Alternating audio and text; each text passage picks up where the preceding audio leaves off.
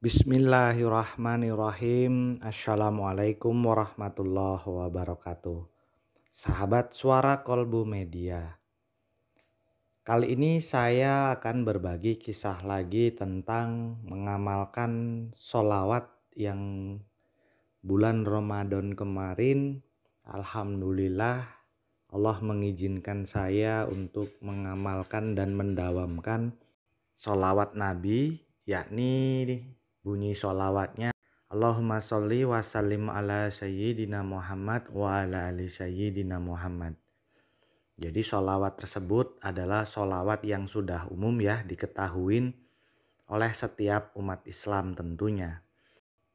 Niat saya mengamalkan sholawat ini hanya untuk beribadah kepada Allah dengan memperbanyak membaca sholawat kepada baginda Rasulullah sesuai dengan anjuran innallaha wa malaikatahu yusholluna 'alan nabi dan seterusnya yang mungkin setiap hari kita dengar ketika biasanya dikumandangkan sebelum azan ya. Nah, tetapi tidak banyak orang yang memahami benar-benar ayat tersebut sehingga hanya sebatas mendengarkan saja bahkan tidak menjawab ketika ayat tersebut dibacakan. Nah, saya sendiri meyakini sekali bahwasanya sholawat Nabi adalah salah satu jalan yang bisa ditempuh untuk bisa mendapatkan syafaat ya dari baginda Rasulullah Shallallahu Alaihi Wasallam kelak di yaumil masyar atau di akhirat. Dimana yang paling penting adalah ada sebuah ceramah yang dahulu pernah saya dapatkan dari guru-guru saya, yakni satu buah amalan tersebut sangat mudah dijalankan bahkan tanpa harus bersuci dengan harus ya. Maksudnya kalaupun tidak dalam kondisi suci boleh diamalkan. Bahkan kalau mau dipamerkan juga tidak mengurangi nilai pahala dan ibadah ketika dilakukan, yakni sholawat kepada Nabi. Berbeda dengan amalan-amalan lainnya. Ketika amalan tersebut kita pamer-pamerkan atau kita gembor-gemborkan, mengurangi kadar nilai pahala bahkan justru mendapat mudarat ataupun marah dari Allah Subhanahu wa Ta'ala. Nah, kalau sholawat ini terlebih ketika kita menyampaikan kepada teman-teman yang lain untuk sama-sama memperbanyak membaca sholawat kepada Nabi, ataupun sengaja untuk memotivasi orang agar mau membaca sholawat kepada Nabi sebanyak-banyaknya, itu tidak masalah, malah lebih bagus. Saya masih ingat sekali apa yang pernah guru saya katakan kepada saya waktu itu adalah satu amalan yang Allah menjalankannya langsung, bahkan malaikat-malaikatnya langsung. Di mana Allah menyuruh setiap orang untuk sholat, Allah menyuruh setiap orang untuk ibadah haji, Allah untuk menyuruh orang bersedekah dan amal-amal lainnya, tetapi belum tentu Allah melakukan hal tersebut. Allah menyuruh sholat, tak mungkin Allah sholat, sebab Allah adalah tempat tujuan kita sholat. Allah menyuruh kita sedekah, tak mungkin Allah sedekah kepada yang lainnya, karena Allah adalah sumber daripada yang diharapkan pahala untuk bersedekah. Nah, tetapi sholawat ini selain Allah menyuruh untuk kita membaca sholawat kepada Nabi, namun Allah sendiri yang mengucapkan bahwa Allah pun bersolawat kepada baginda Nabi serta malaikat-malaikatnya juga seperti itu. Bukankah ini sebuah amalan yang sangat luar biasa? Yang kalau kita pahami hanya sholawat lah yang secara terang-terangan Allah menyebutkan bahwa Allah sendiri bersolawat kepada Nabi. Banyak sekali hadis-hadis yang mungkin sudah kita dengar ya, termasuk salah satunya barang siapa yang bersalawat kepada Nabi 1 kali, Allah akan bersalawat kepadanya 10 kali. Dan masih banyak hadis-hadis lainnya yang menguatkan tentang luar biasanya manfaat sholawat ini. Namun saya tidak mengharapkan apapun dari sholawat hanya kecuali untuk baginda Rasulullah Ya mudah-mudahan kelak di yaumil mahsyar kenal dengan saya, salah satu umatnya yang sering membaca sholawat kepada beliau. Termasuk mungkin pemirsa juga yang suka membaca sholawat. Bersenang hatilah kalian jika kalian hari ini telah membaca banyak sholawat. Bahkan dari guru-guru saya lainnya yang menyebutkan bahwasanya barang siapa yang membaca sholawat 1000 kali dalam satu hari satu malam atau 24 jam, dia tidak akan mati sebelum ditunjukkannya tempatnya di surga. Wallahu a'lam bishawab. Artinya kebenaran itu hanya milik Allah dan Allah yang maha mengetahui segala sesuatu. Tapi saya tidak tidak berfokus kepada itu. Saya hanya ingin aja bersolawat banyak-banyak supaya rahmat Allah juga mudah turun atau baginda Rasulullah mengenal saya begitu. Nah, tetapi yang saya rasakan adalah ketika kita ikhlas menjalankan amal ibadah tersebut, maka dengan sendirinya ternyata banyak sekali manfaat yang saya dapatkan. Salah satunya soal kerejekian, di mana banyak yang saya dapatkan setelah bulan Ramadan kemarin ya. Padahal kita sendiri sudah tahu ya, bahkan bukan hanya di Indonesia, di seluruh dunia sedang masa pandemi, di mana ekonomi semuanya merosot, ekonomi terpuruk, kebutuhan terus jalan terus, sementara ekonomi kita melemah. Nah, alhamdulillah Allah memberikan saya jalan dan memberikan rezeki dari arah yang tidak disangka-sangka.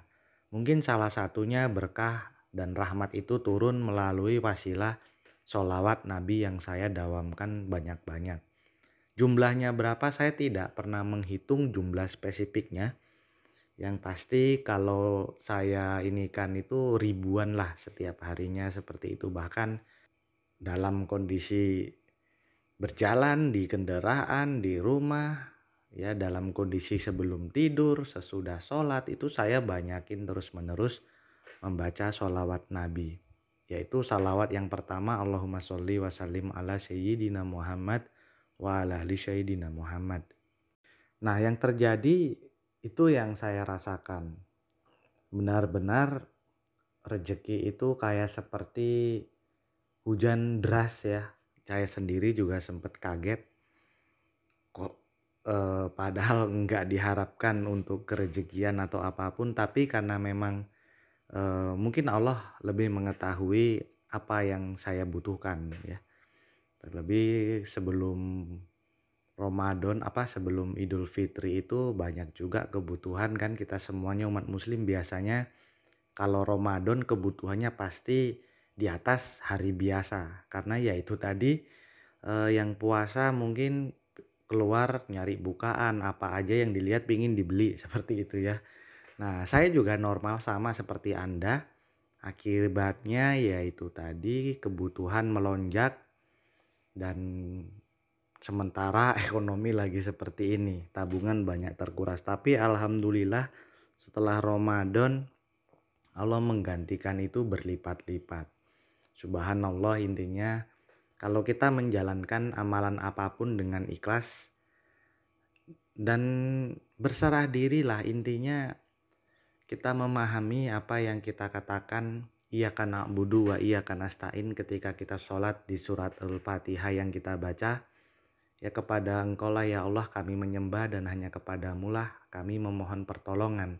Dengan sebenar-benarnya dan yakin insya Allah pertolongan itu pasti selalu datang ketika kita ditimpa musibah ataupun kekurangan dan segala macamnya.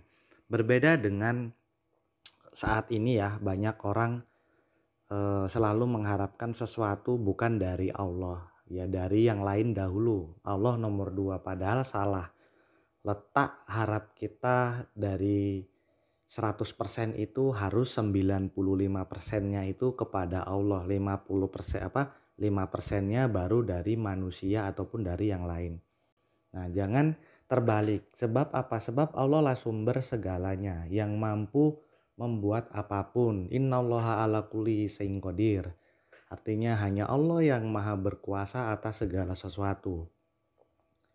Allah menjadikan semua ciptaannya seperti hari ini. Ada yang sukses, ada yang hidupnya susah, ada yang jadi artis, ada yang jadi penggembala dan segala macamnya Allah yang mengatur. Sebenarnya kita bisa aja jadi artis, kita bisa aja jadi dokter atau yang lainnya. Nah, semua itu tidak ada dikatakan si Polan harus jadi ini, tidak.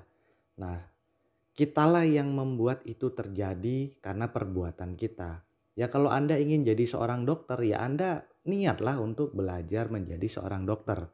Baik di sekolahnya, baik tingkah lakunya, baik apa yang dibaca ataupun wawasan yang dicari. Nah, harus mengarah ke situ. Kalau Anda ingin seorang pebisnis, ya Anda harus mulai dulu menjalankan titik dasar pertamanya dulu. Karena apa? Sebab Allah sendiri sudah mengatakan di Al-Quran, Allah tidak akan merubah nasib suatu kaum jika kaum itu tidak mau merubah nasib mereka sendiri. Artinya harus kitanya dulu di awal yang memang mau. Jadi seperti itu, barulah kita letakkan tumpuannya 95% kepada Allah. 5%-nya kita hanya ikhtiar saja. Nah, Allah pasti akan memberikan kalau kita sungguh-sungguh. Sungguh-sungguh di sini bukan hanya terus banyakin berdoa, setelah itu jalan hanya sekedar aja ya. Tidak seperti itu juga gitu. Maksudnya adalah Anda bisa tambah sholat tahajud, berdoa di situ, sholat hajat, berdoa di situ, sholat duha, berdoa di situ. Ya seperti juga amalan yang pernah saya jabarkan, yaitu membaca suratul Fatihah 41 kali setelah selesai sholat maghrib.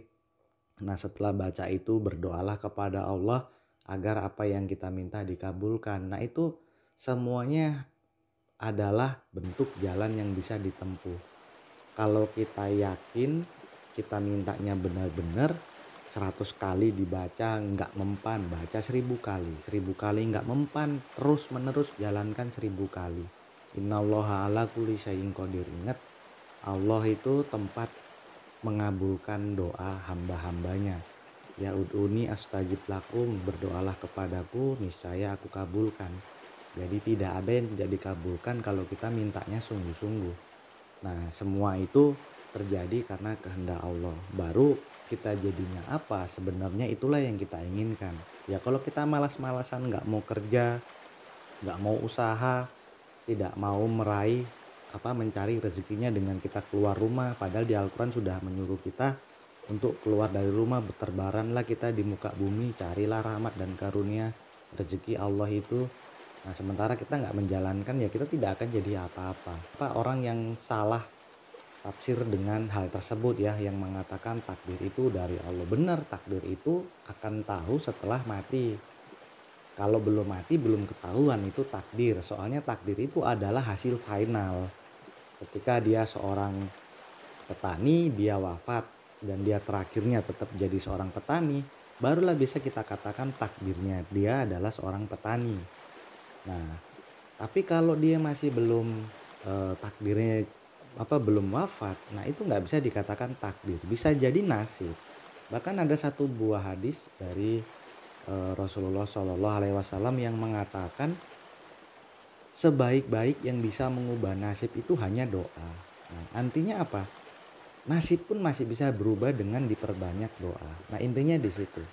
Saya sendiri dalam kerja seharian itu ya saya sudah memahamin, kata kasarnya ya lebih banyak doanya lah daripada kerjanya. Namun doanya yang benar-benar.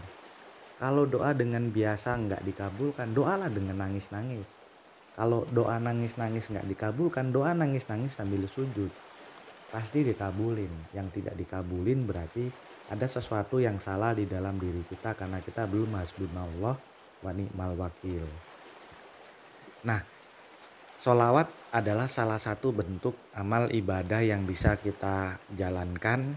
Selain kita menjalankan perintah Allah, juga dengan sholawat kita mengundang syafaat baginda Rasulullah, dan rahmat Allah akan diberikan tercurah kepada orang-orang yang membaca sholawat kepada Nabi.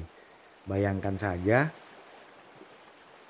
Abu Jahal itu diringankan siksa di neraka setiap hari Senin ketika beliau memuliakan kelahiran Nabi. Bayangin, seorang yang tidak Islam saja pun dimuliakan Allah, diberikan keringanan hukumannya, siksanya di hari Senin. Setiap hari Senin diberikan keringanan hukuman siksanya karena beliau memuliakan kelahiran Nabi Shallallahu Alaihi Wasallam.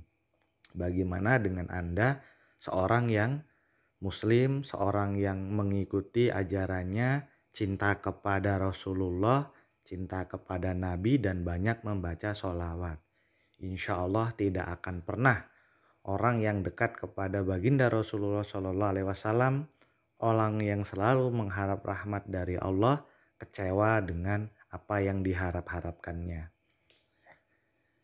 Jadi perbanyaklah membaca sholawat Nabi, ikhlas karena Allah Ta'ala, ikhlas karena hanya cinta kepada Rasulullah Shallallahu Alaihi Wasallam, agar benar-benar apa yang kita baca itu mendatangkan keberkahan dan rahmat dari Allah ke dalam hidup kita.